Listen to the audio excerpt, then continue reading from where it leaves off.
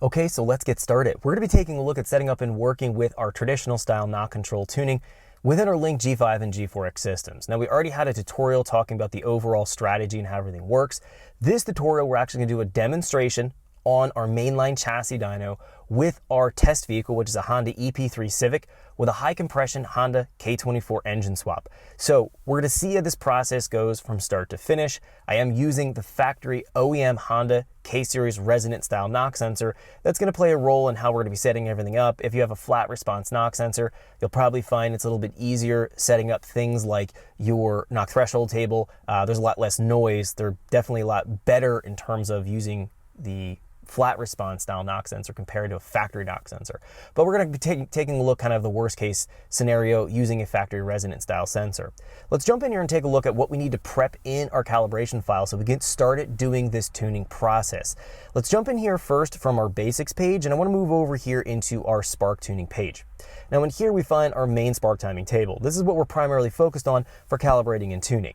The values that are in here are going to be something I imported from our calibration folder from the course packet. This would give me a starting point for a naturally aspirated engine. Now, I want to be conservative with this. I want to run probably about 8 to 12 degrees less spark timing than where I think the engine should be at. And then that allows me at full throttle to dial in my knock threshold and get that all sorted out so that we know the engine's not knocking. We can do a baseline pull or two. We can set up our knock control, get that all worked out. Then we can start to bump in our spark timing and measure if we have a knock event, because we know if we have low spark timing in our full throttle area here in the table, well then we can trust the knock threshold table that we've set up. Let me go in and prep this particular table to get started. So what I'm going to do here is put in some values that'll work for pretty much any engine. I'm going to go here in part throttle, so from 0 to let's say 60 kPa, from roughly 3,000 and above, I'll set these values to roughly 30 degrees of timing. 25 to 30 degrees would be reasonable here. It gives you getting your spark timing pretty close to maximum brake torque. It may not be perfect, but it'll give you a really solid starting point to be able to calibrate your main VE table, get all that worked out in terms of your fuel tuning, and then you can jump back and tweak and adjust this if needed. But let's start at 30 degrees. At full throttle here, I'm going to say from 3,000 RPM, 80 kPa to 100 kPa here, I'm going to go and put my values at roughly 12 to 14 degrees of timing. This is a high compression engine. This will be a conservative point, whether it's a high or low compression engine, to get started doing tuning in a naturally aspirated engine. So let me go ahead and set this at 14 degrees. Now what I'm going to do simply is just go here from, let's say 50 kPa to roughly 80 kPa. We're just going to go in here and do Shift V, just vertically interpolate. We're going to go ahead and blend some of that spark timing downward. So as our load increases, we're going to be decreasing the spark timing. We're doing that to reduce the cylinder pressure. As the manifold pressure increases, the cylinder pressure would increase. So we need to kind of balance that. To be conservative, we want to keep the cylinder pressure down. High cylinder pressures can lead to knock if things aren't in order. So we want to avoid knock. That's why we're going in here and setting the table up in this specific format. We can see here at roughly 1,000 RPM, we can put our timing values here, probably 15 degrees. So 0 to 1,000 here, this is kind of our idle area here where we'd be potentially idling at. 15 degrees is fine. Between 1,000 and let's say 3,000, we'll just highlight between these two, we'll do Shift H. So now we've built out a conservative spark timing table that'll work for any engine, naturally aspirated. If we're turbocharged, obviously our manifold pressure is going to be going higher here and we'd have to be reducing the timing further. So again, just let's focus here on just this kind of naturally aspirated states, simple, easy to do the demonstration with. So what we can find is that we have this table set up. The next thing here is going in and setting up our knock control. So let's turn that on and let's get that going. So right next to the window for spark, we're going to find knock. Now this is the traditional knock control. We do have the normalized knock control we'll be taking a look at in the next few tutorials. That's definitely a little bit more advanced style knock control. It's an adaptive style knock control. We'll get into all that means, but for right now, let's stick to the traditional. So this window is going to be calibrating and setting up to traditional mode. We're going to go to our knock setup and we're going to check ignition trims. We're not going to be using fuel trims or ignition and fuel trims. I find that fuel trims do little to nothing for suppressing knock. Ignition trims is the way to go for every engine, so I'm always going to be choosing ignition trims. Click OK. And it's going to say, do you want to clear the knock threshold table to all zeros and set the axes to default values? We'll say yes. We can see the knock threshold table here populates. Okay, so what we're going to do right now is go here. There's a disable out input. We're going to make sure that this is set to off. We don't want to disable the input. We don't want to disable the function for knock control, so we'll just make sure that it's not going to do anything. Frequency channel. This is going to be something we have to consider based on the engine that we're tuning. Now, a Honda K-Series engine is going to have various different bore sizes. If you're talking about a Honda K20 engine, you'll have an 86 mil bore. A Honda K24 engine is going to have an 87 millimeter bore. The knock frequency is based around the bore size or the ringing frequency for the engine. So if we go here to our Excel spreadsheet calculator, we have our specific page here for knock calculator. We can go in here and set up your engine bore size either in millimeter or inches. I'm going to go ahead and put mine at 87.5. That's the bore size of the engine I'm working with. What we can see here is the first order knock frequency is about 6.5 kilohertz. Then we can see the second order frequency is about 13 kilohertz. I like to use the second order frequency whenever possible.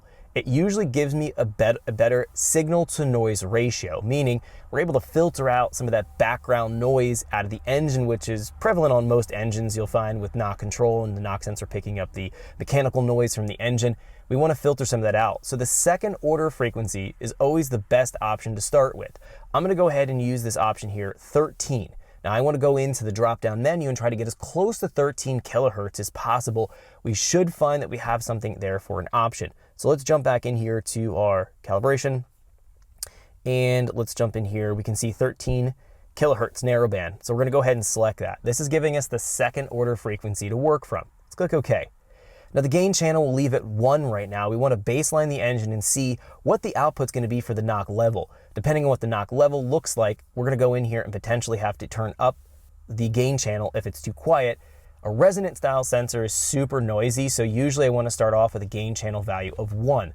A flat response Bosch sensor is usually going to be pretty quiet, so oftentimes in that case, I'd have to turn up my gain channel to something like 2 to 5.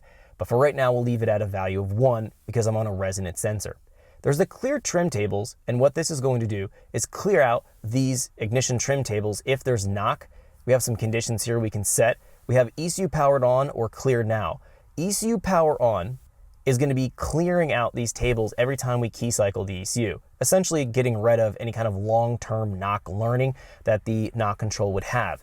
I'm going to go ahead and use ECU powered on option and let it key cycle to be able to get rid of these tables if they start to populate with some knock. Generally, it's going to be the ideal way to go. Window start 10 degrees after the ignition event is pretty normal, and then the window length 50 to 60 degrees is normal. I'll just change it to 50. Now, the RPM low lockout and the high lockout is something we have to consider.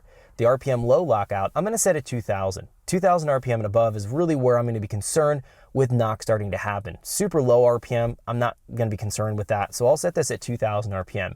The high RPM lockout, this just says it's going to be the maximum point where it's going to be taking a look for knock. This could be useful for an engine that has a knock sensor that's completely erratic above a certain RPM. For right now, I'm going to leave it at 15,000 RPM. I'll let it go all the way out there in RPM.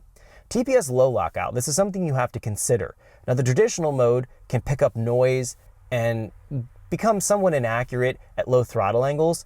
I would recommend on your TPS low lockout to set it at something like 25 to maybe 40%, so you're really only using the knock control at higher throttle angles.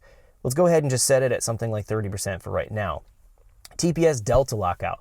This is going to be saying anything more than this percent per 100 millisecond movement, it'll turn off and black out the knock control.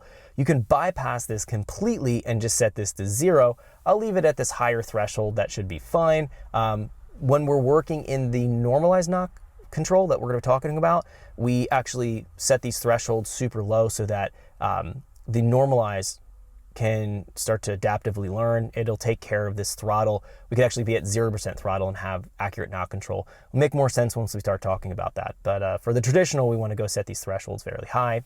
Cylinder setup, I'm going to go and set this up. So cylinder 1 is going to go to ignition trim table 1.